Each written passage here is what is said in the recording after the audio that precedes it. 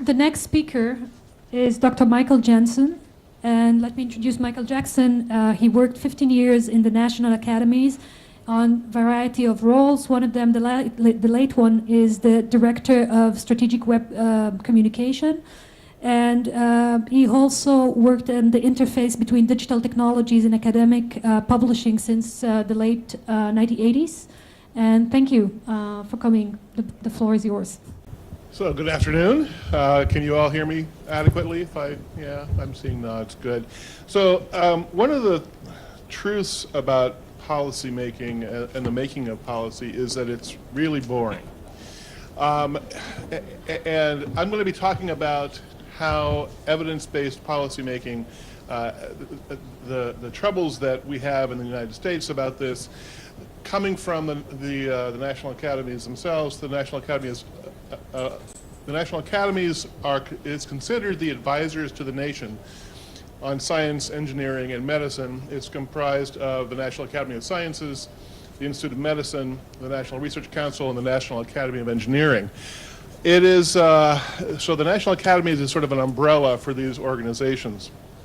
We were founded in 1865 by President Abraham Lincoln in order to develop a means of having a compass on a metal ship.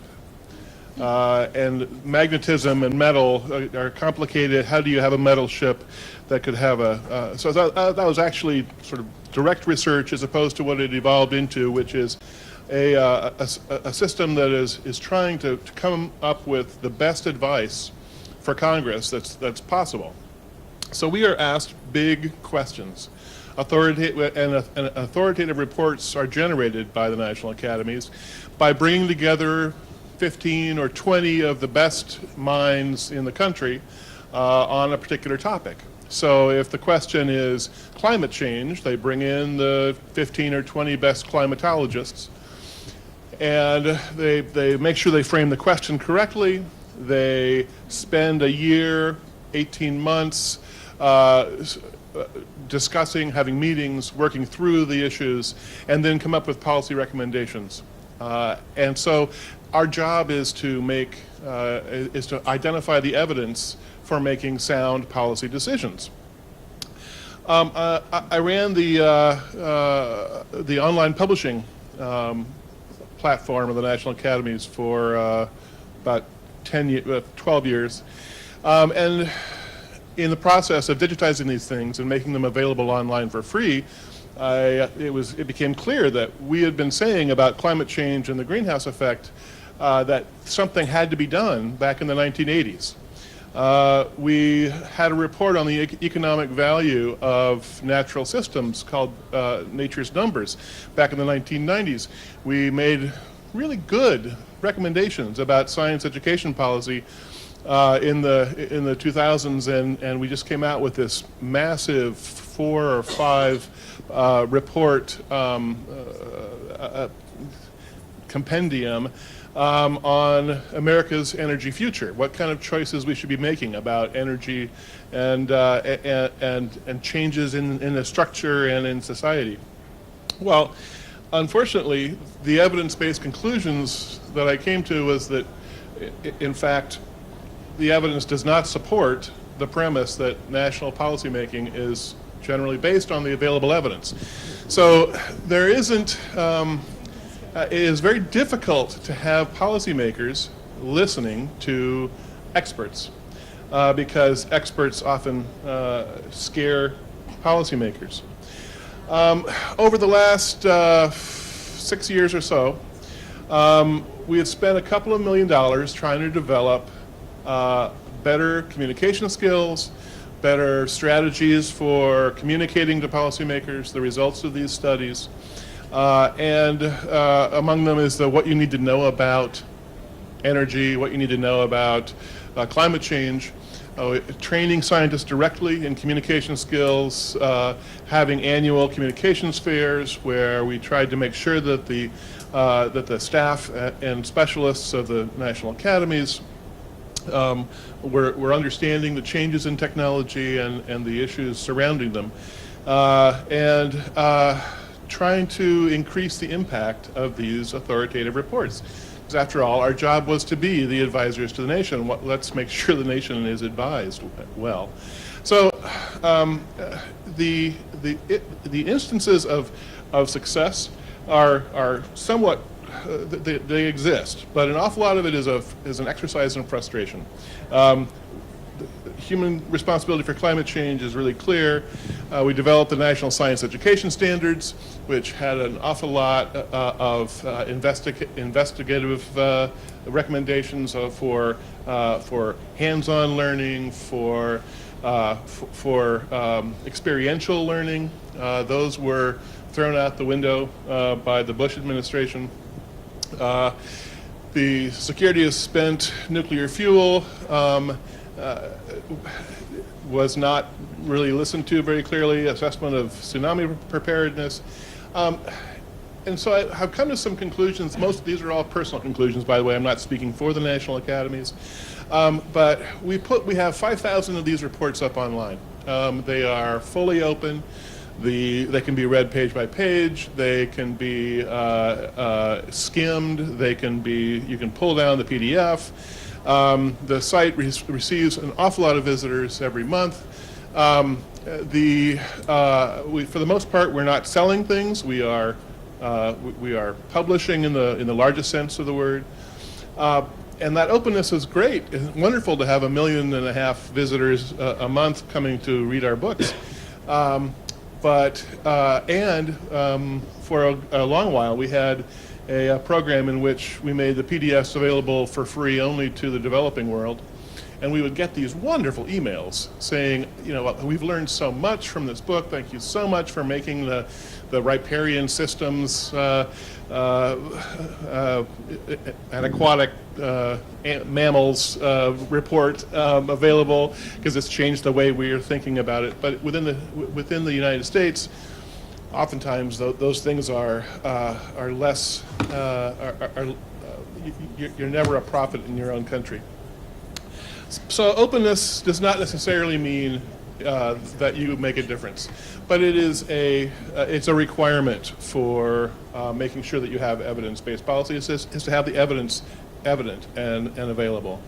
So just because the experts are smirked at by politicians and policymakers doesn't mean it's right, because it is really clear to me, this is part of my glass half empty part, it's really clear to me that the next decades we will be facing some really terrible situations. Climate change is upon us. We're going to see water wars. We have this tremendous amount of economic disparity. Debt, we have become a world based on debt. That's going to have to change. Food crises, and the educational crisis that we're talking about here. So those are all things that are going to require expertise to make sound decisions. So how do we get policymakers to be listening to not only the experts, but also sort of making sure that that decisions are being made effectively? We will require an educated population who will support these evidence-based policies. Most of the policy choices that we're going to be having are going to be difficult. They're going to cost people money. They're going to have to raise taxes. They will require changes in our lifestyles and our approaches. So how do we get people to make hard decisions? That's the most difficult part. So the things that have worked, I'll talk a little bit about, and sort of what seems to work in terms of making the most impact. One is telling a story, not just the facts. That is, you don't just say, well, it's warming, because people say, well, it's cold today, it's not warming. But if you tell a story about weather extremes, that's a different kind of explanation. If you're in a position like ours, you should make sure that you assist those whose agendas fit the facts, as opposed to those that are just trying to make lots of money, with data points. If the evidence is supporting your conclusion, or there's some new data that supports some old conclusions, make sure that that's being promoted and explained and tweeted and Facebooked. Don't make your audience feel stupid, and this is something the National Academies is not very good at. Because these reports are written by the best, the multiple PhD folks in the world. They often will try to make sure that it is sort of science-y, and that doesn't necessarily mean that it communicates well. Avoid the scientific hedging that goes on. That is, almost any scientist will say, well, the data suggests that something is the case, or our hypothesis, our theory. Those are terms that mean something different to an awful lot of people. So avoid that kind of hedging and and try to be as declarative as possible. If you're coming out with a report like we do, don't use bland titles like the one that I mentioned before, Nature's Numbers. Nobody knew what that book was about. And the fact that a forest is worth several $billion in water purification, oxygen generation, animals that grow within it, that's a different story. So Nature's Economic Engine might have been a better title for that. Give policymakers public support whenever they use evidence-based conclusions, even if it's long after the report came out. Never have a paywall. Don't make the public or the policymaker or the politicians or the politicians' aides have to pay for something that they need to have so that they can make a good decision. And the final set of personal conclusions. For quality policies, expert conclusions just simply are necessary. Our job is to be sure that knowledgeable experts are heard well, that people are understanding what's being said or being listened to. Technology can help that, but for the most part, this is about people supporting sound decision making based again on data and experience and expertise. So far, profit drivers and convenience have driven an awful lot of policy, because that's what politicians want to be able to say, that your taxes will go down and life will get better, even if the data don't support that. So we have to change that sort of thing, and we're the ones who will be able to change it. The people who are educating the young folks and the people who are trying to be opinion leaders in their own communities.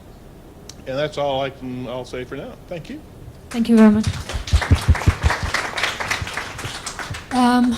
Questions? Please go ahead. You're speaking to an audience whose country is working on a notoriously lacking base of evidence. We have no think tanks to speak of. We have no serious bases of research in practically any government office except for security and economics or finance. And we have the very, very beginning of a National Research Council being thought about and being piloted with. Would you tell us not to go ahead? No, I wouldn't tell you not to go ahead. So I what would say you you need that kind of expertise. Right. What I want to make sure does happen, however, is that the policymakers and the politicians treat it as not gospel, but treat it as part of their decision making. And if that's somehow able to be done in the early period, part of the problem in the States is that there was an awful lot